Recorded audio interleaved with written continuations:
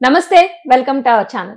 Tarot reader Sreeja గారు ఉన్నారు, వారితో మాట్లాడదాం. నమస్తే శ్రీజ గారు. నమస్తే అండి. శ్రీజ గారు, వృత్తి వ్యాపారాల్లో సక్సెస్ అవ్వాలన్నా, లేదు శత్రుభయం లేకుండా ఉండాలి, రాజకీయాల్లో సక్సెస్ అవ్వాలి, మనలో ఆకర్షణ అంటే ధనాకర్షణ, జనాకర్షణ, ఆకర్షణ శక్తి పెరగాలి, భార్యాభర్తల్లో అన్యోన్యత పెరగాలి, ఈ అన్నిటికి సంబంధించి. అలాగే యాక్సిడెంట్స్ అవుతూ ఉంటాయి, కొంతమందికి రెగ్యులర్ గా ఎక్కువ యాక్సిడెంట్స్ అవుతాయి.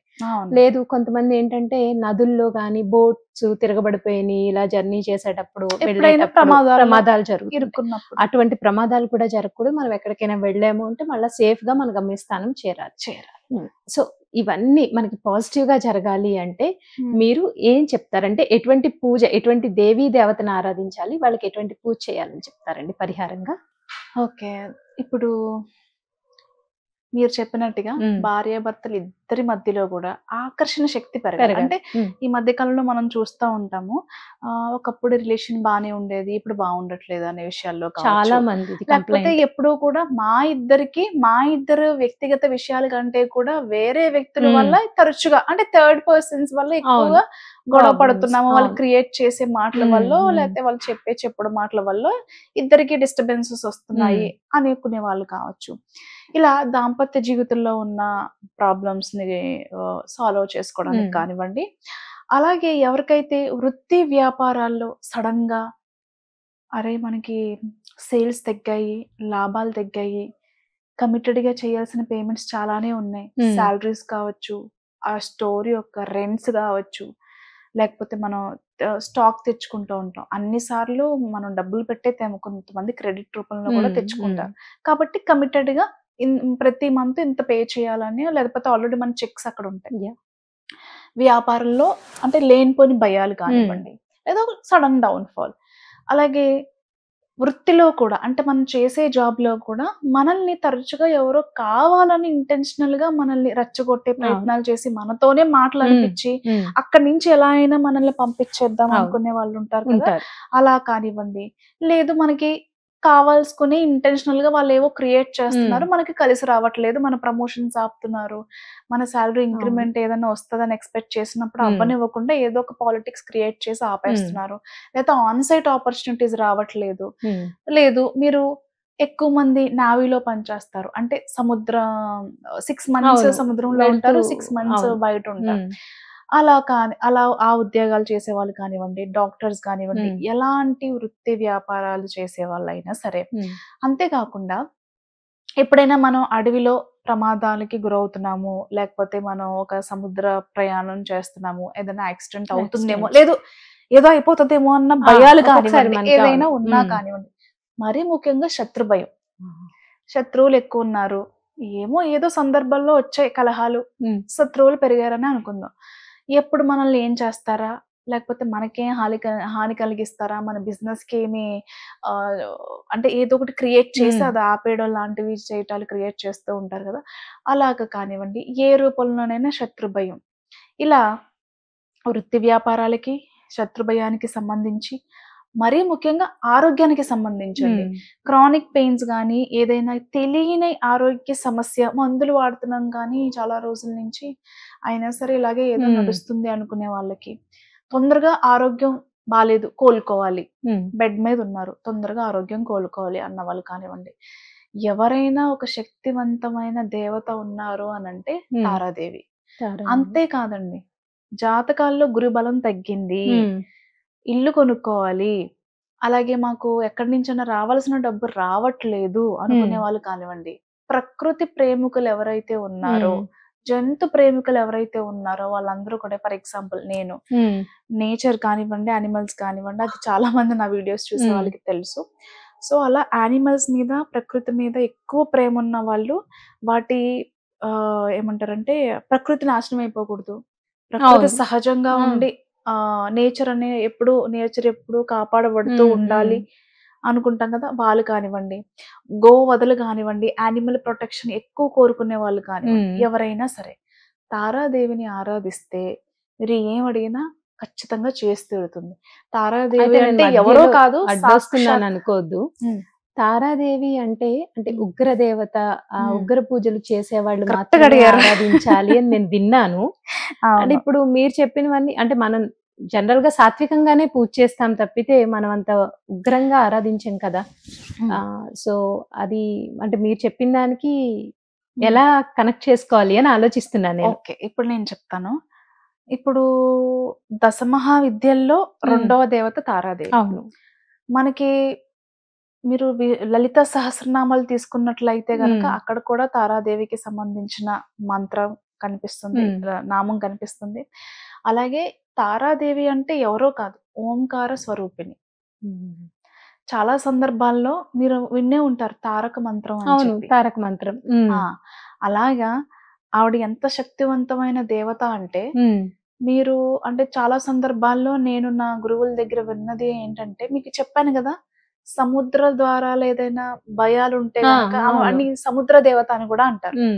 ఒకానొక టైంలో మనకి త్రేతాయుగంలో మనకి ఏమంటారు, సముద్రం దాటి అవతల వైపు వెళ్ళాలి అన్నప్పుడు కూడా తారాదేవికి ఆరాధించారు అనేది ఒకటి చెప్పబడింది. యాక్చువల్గా నిజం.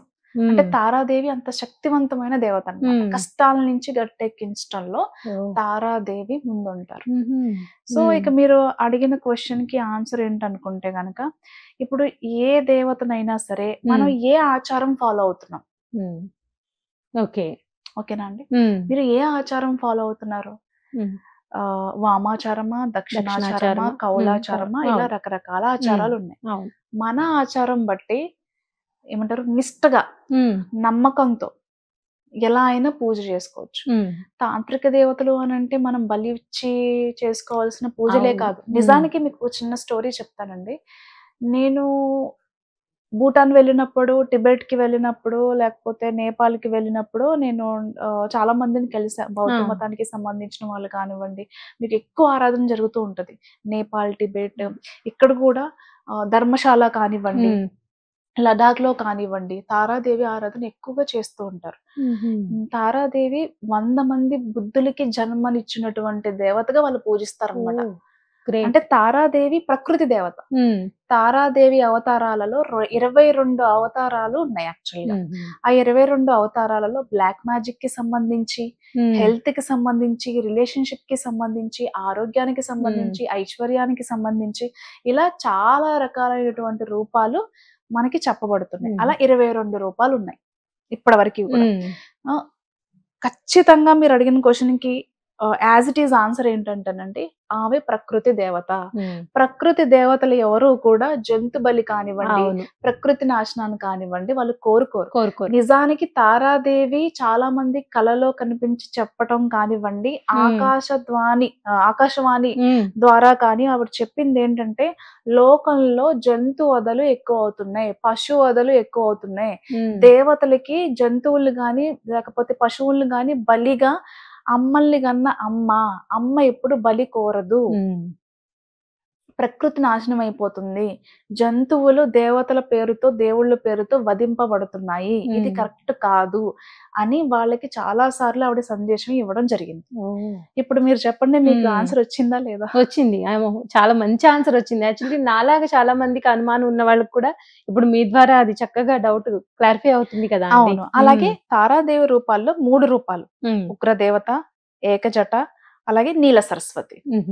అంతేకాదండి, పిల్లలు ఎవరైనా సరిగా చదవట్లేదు, మనకి సరస్వతి కటాక్షం కావాలి, బాగా ఫ్లూయెంట్ గా మాట్లాడాలి, జనాల్ని ఆకర్షించాలి, ఆకర్షణమైనటువంటి లాంగ్వేజ్ కానివ్వండి లేకపోతే కళలు కానివ్వండి కావాలి అన్నప్పుడు తారాదేవిని ఆరాధిస్తే సరిగ్గా మేము కెమెరాని ఫేస్ చేయలేకపోతున్నాము, కమ్యూనికేషన్ ప్రాబ్లమ్స్ ఉన్నాయి, ఏదైనా ఒక కోర్స్ స్టేజ్ ఫియర్ ఉంటుంది, చాలా కోర్సులు నేర్చుకోవాలనుకుంటాము కానీ మేబీ నాకు ఆ అర్హత లేదేమో, ఏదో ఒక విధంగా ఎబిలిటీని మనమే తక్కువ చేసేసుకుంటాం.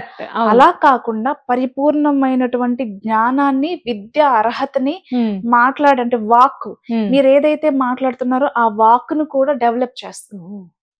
డెవలప్ చేయడమే కాకుండా మీ మాటకి మీరు చెప్పింది వేదం అన్నట్టుగా అలా ఏమంటారు ఆ ఆకర్షణ పెరుగుతుంది అన్నమాట. సో ఒకటని కాదండి, తారాదేవి మీరు అడిగింది ఏదైనా చేస్తుంది. ఆవిడకి కావాల్సింది ఒకటే, జంతు ప్రేమ, ప్రకృతి మీద ప్రేమ. ప్రకృతి నాశనం కాకుండా ఎవరైతే కాపాడతారో ఆవిడ అడిగింది ఇస్తుంది ఖచ్చితంగా. చాలా మంది ఏమనుకుంటారు, ఉగ్రతార మనం బలి ఇవ్వాలేమో, అదేమో ఇదేమో అని అనుకుంటారు. అసలు ఏ దేవత అండి, అసలు ఒక తల్లి ప్రకృతి పరంగా కానివ్వండి, జంతు పరంగా కానివ్వండి, ఎవరు బలి అనేది కోరుకోరు. అవును. శంకరాచార్యులు వారు మనకి కుంకుమ పూజను అందించడం జరిగింది. రక్తవర్ణంలో ఉండే కుంకుమ పూజ చెయ్యండి, అమ్మవారు శాంతిస్తారు, మీరు అడిగింది ఇస్తారు అని చెప్పేసి. అయినా సరే ఇంకా చాలా మంది బలులు ఇస్తూ ఉంటారు. కాబట్టి మీరు అడిగిన క్వశ్చన్ కి నేను ఆన్సర్ ఇచ్చానని అనుకుంటున్నాను. కాబట్టి ఎంత తాంత్రిక దేవత అయినప్పటికీ కూడా మనం ఏ ఆచారం ఫాలో అవుతున్నామో అదే ఆచారంలో చేయొచ్చు. తారాదేవిని సాత్వికంగానే పూజించడం ఉత్తమం. మీరు గ్రీన్ తార అని, రెడ్ తార అని, బ్లూ తార, వైట్ తార ఇలా మీకు చెప్పాను కదా, ఇలా మొత్తం 22 రూపాల్లో ఆవిడ ఉన్నారు కదా. తారాదేవి ఎవరో కాదు, సాక్షాత్తు పార్వతీదేవి. కాబట్టి ఓం తారే తూ తారే తూరే స్వాహ. నేను మంత్రాన్ని డిస్క్రిప్షన్ లో కూడా మెన్షన్ చేస్తాను, మళ్ళీ ఇంకొకసారి చెప్పే ప్రయత్నం చేస్తాను. ఓం తారే తూ తారే తూరే స్వాహ. రోజుకి 109 సార్లు జపమాలతో. జపమాల గుర్తుపెట్టుకోండి, రెడ్ శాండిల్ మాల అయి ఉండాలి. క్రిస్టల్స్ లో గార్నెట్ మాల దొరుకుతుంది. గార్నెట్ వచ్చేసి మనకి డార్క్ మెజెంటా కలర్, కొంచెం బ్రౌనిష్ గా ఉంటుంది. గార్నెట్ మాల కానివ్వండి, లాపిస్ లజూలి మాల కానివ్వండి, సోడా లైట్ కానివ్వండి. ఎందుకంటే నీలతార అని చెప్పుకున్నాం కదా, సరస్వతి కటాక్షం కావాలి, ఒక గురువుగా, ప్రవచనకర్తగా, ఆధ్యాత్మికవేత్తగా ఎవరైనా మీ మాట 10 మందిలో చెల్లాలి, మీరు ఒక ఆకర్షణీతులుగా అవ్వాలి అని అనుకున్న వాళ్ళు నీలతార అంటే నీల సరస్వతిని ఆరాధన చేయవచ్చు. ఇక శత్రు భయం ఉండకూడదు, అమ్మవారి ఎప్పుడు మనల్ని ప్రొటెక్ట్ చేయాలి, మీరు అడిగింది ఇవ్వాలి అనుకునే విధంగా ఉన్న వాళ్ళు ఉగ్రతారాన్ని ఆరాధన చేయొచ్చు సాత్వికంగా. ఉగ్రతారా దేవికి వచ్చేసి మీరు రెడ్ కలర్ ఫ్లవర్స్ తో ఆరాధించటం. ఓకే. అలాగే మీరు జపం చేసేటప్పుడు కూడా రెడ్ శాండిల్ మాల, రెడ్ కలర్ మన మ్యాట్స్ దొరుకుతాయి కదా, అంటే దర్భచాప మీద మీరు రెడ్ కలర్ మ్యాట్ ఏదైనా వేసుకుని కూర్చొని జపం చేసుకోవచ్చు. నీల సరస్వతి అంటే సరస్వతి కటాక్షం గురించి ఏదైనా నాలెడ్జ్ ఇంకా డెవలప్ చేసుకోవాలి అనుకునే వాళ్ళు నీలం రంగు చాపలు ఏదైనా, లేదు నీలం రంగు జపమాల అంటే లాపిస్ లజూలి, సోడా లైట్ ఇలా క్రిస్టల్స్ ఏవైతే ఉన్నాయో అవి యూజ్ చేసుకోవచ్చు. ఇలా అమ్మవారిని తూర్పు దిశలో కూర్చుని ఆరాధన చేసినట్లయితే గనక ముందు చెప్పిన మంత్రం ఏదైతే ఉందో, యాక్చువల్ గా అయితే చాలా రకాలైనటువంటి మంత్రాలు ఉన్నాయి. నేను ఎందుకు చెప్పట్లేదంటే అవి మీరు గురుముఖంగా ఉపదేశం తీసుకుని మాత్రమే చేయాలి. ఇప్పుడు నేను ఏదో వీడియోలో నాకు ఇష్టం వచ్చినట్టు చెప్పడానికి లేదు. అలా మీకు ఎవరైనా గురు ద్వారా ఉపదేశం చేసుకుని నేను చేసుకుంటాను అని అంటే చేసుకోవచ్చు. బట్ ఇప్పుడు నేను చెప్పేది అందరూ చేసుకోవచ్చు. అండ్ బుద్ధిస్టులు కానివ్వండి, మనలో ఇక్కడ ఎవరైనా ఇక్కడ చేసే వాళ్ళు కానివ్వండి, రెగ్యులర్ గా చేసే మంత్రం అయితే ఇది అందరూ చేసుకోవచ్చు, ఎలాంటి దోషం ఉండదు. మీరు చక్కగా పాలు ప్రసాదంగా ఏం పెట్టచ్చు అని అడిగితే గనక పాలు, కాచిన పాలు చక్కగా అమ్మవారి దగ్గర పెట్టేసి దీపం పెట్టండి. ఆవు నెయ్యి దీపం అయినా పర్వాలేదు, నువ్వుల నూనె దీపం అయినా పర్వాలేదు. అలాగే బెల్లం ముక్క కానివ్వండి, అరటిపళ్ళు కానివ్వండి, బెల్లంతో చేసిన పాయసం అమ్మవారికి ప్రసాదంగా. ఇలా క్రమం తప్పకుండా నేను చెప్పినటువంటి ఈ మాల విషయంలో, చాప విషయంలో కావచ్చు, లేదా ప్రసాదం విషయంలో కావచ్చు, ఇవన్నీ ఫాలో చేసుకుంటూ ప్రతిరోజు సాయంత్రం 7 గంటల తర్వాత మీరు చాంటింగ్ చేసుకుంటే గనక, ఈ చాంటింగ్ ఏదైతే ఉందో అంటే మన జపం ఏదైతే ఉందో చేసుకుంటే, ముందు నేను చెప్పినటువంటి ప్రాబ్లమ్స్ ఫేస్ చేసే వాళ్ళు ఎవరైతే ఉన్నారో వాళ్ళందరికీ కూడా నిజంగా అమ్మవారు తన బిడ్డల్లాగా యాక్సెప్ట్ చేసి ఎలాంటి ప్రాబ్లం అయినా సరే వాళ్ళ దగ్గర నుంచి దూరం చేసేస్తారు. ఇలా ఎవరైతే ఆవిడకి ఇష్టమైన పనులు చేస్తున్నారో వాళ్ళకి మాత్రం ఖచ్చితంగా అమ్మవారి కటాక్షం ఉంటుంది. థ్యాంక్ యూ శ్రీజ గారు. Thank you.